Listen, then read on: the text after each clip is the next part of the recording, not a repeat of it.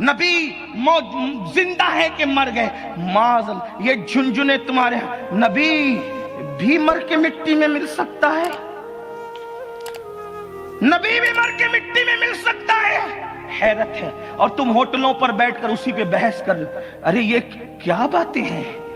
جب ایک دانہ ایک کسان زمین میں ڈالتا ہے تو دانے دو قسم کے ہوتے ہیں. ایک کو مٹی کھا جاتی ختم ہو جاتا ہے, ایک کو مٹی نہیں کھا پاتی اس سے پودا نکلتا ہے, اور اس سے کئی پودے.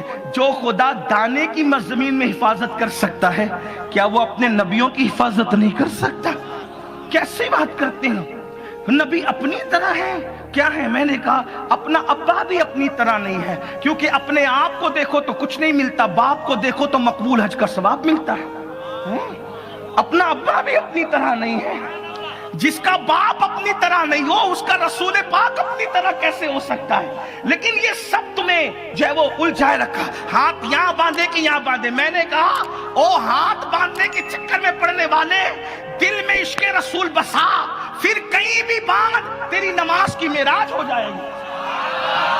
ہم لوگ کہاں شافعیوں سے جھگڑنے جاتے ہیں, وہ بھی تو ہم سے اوپر باندھتے ہیں لیکن لڑنے نہیں جاتے. کیوں؟ کیونکہ وہ امام شافعی کے سچے مقلد ہیں اور وہ عشق رسول دل میں رکھ کر ہم سے اوپر باندھتے ہیں. ہم نے کہا اوپر نیچے کا سوال نہیں, سوال تو دل کا ہے. دل میں اگر آمینہ کا لال بستا ہے تو پھر نیچے باندھ یا اوپر باندھ, وہ نماز عرش تک جاتی ہے.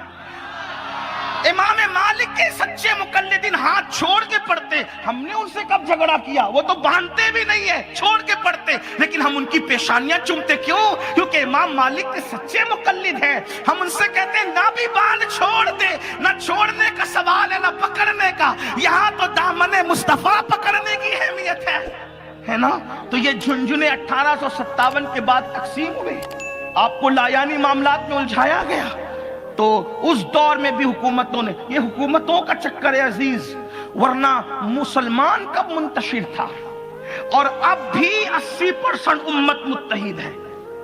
20% ادھر ادھر ہوئی اور اس میں 2.5% ہے جو بہت بدترین ہو گئے.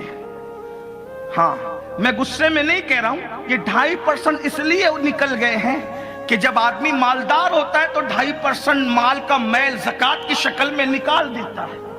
تو اسلام بھی غالب ہو گیا, بہت مالدار ہو گیا اسلام, اس لیے 2.5% ان گستاخوں کو نکال دیا گیا وسیم رضوی جیسوں کی شکل میں. ہاں مال کا میل نہیں رکھ, سلمان رشدی کی شکل میں نکال دیا گیا. اسی طریقے سے اور بھی تسلیمہ کی شکل میں نکال, یا اس جیسے اور اس جیسے گروہ ہوں گے. ورنہ جو سچا نبی کا کلمہ پڑھتا ہے وہ تو بے وضو نبی کا نام بھی لینا گوارا نہیں کرتا. نبی کا نام آنے پہ وہ سر جھکاتا ہے. بات دور نہ جائے, جلدی جلدی آتے ہیں, حالات کا جائزہ پیش کر. 1857 کے بعد لڑاؤ اور حکومت کرو کے تحت انگریزوں نے بانٹا آپ کو, ورنہ 1857 سے پہلے حضرت امیر خسرو نے ایک خط میں لکھا. امیر خسرو نے آج سے کم و بیش 600-650 سال پہلے ایک خط میں لکھا, کہا میں اس دلی میں رہتا ہوں جس دلی کے اندر دریا کی جو مچھلی ہے وہ مچھلی بھی سنی ہے. یعنی سنیت کا غلبہ کتنا تھا. اس وقت سب لوگ مزارات پہ فاتحہ پڑھنے والے تھے, اس وقت سب لوگ نبی کی میلاد کرنے والے تھے, اس وقت سب لوگ نبی کے ڈنکے بجانے والے. الگ عنوان ہے, لیکن بہرحال انگریزوں نے بڑا دماغ چلا. شاطر ظالم نے, تن کے گورے من کے کالے انگریز نے. کاش اگر دوسرے مکاتب فکر کے میرے جوان آئے ہیں, میں کوئی تعصب سے نہیں کہہ رہا ہوں, میں تو بانگے درا کے طور پر گھنٹی بجا رہا ہوں. سونے والوں بیدار ہو جاؤ, قبر میں ہم نے کسی جماعت کے امیر کو ساتھ نہیں لے جانا, قبر میں تو ہمیں آمینہ کے لال کی محبتیں چاہیے ہیں. اللہ اکبر. اس لیے مکاتب فکر کے تعصب کو چھوڑ کر مرکز عقیدت محمد الرسول اللہ کی طرف آؤ. ان علماء کی پیروی کرو جو سچے عشق کی بات کریں, محبت رسول کی بات کریں, عشق رسول کی بات کریں, عشق اہل البیت کی بات کریں, عشق اصحاب رسول کی بات کریں. لا یعنی جھگڑوں میں نہ الجھو ورنہ معاملہ بکھر جائے گا. حضور کی ذات لڑنے کے لیے نہیں, حضور کی ذات تو نقطہ اتحاد تھی, مرکز عقیدت ہے, محبتوں کا مرکز ہے.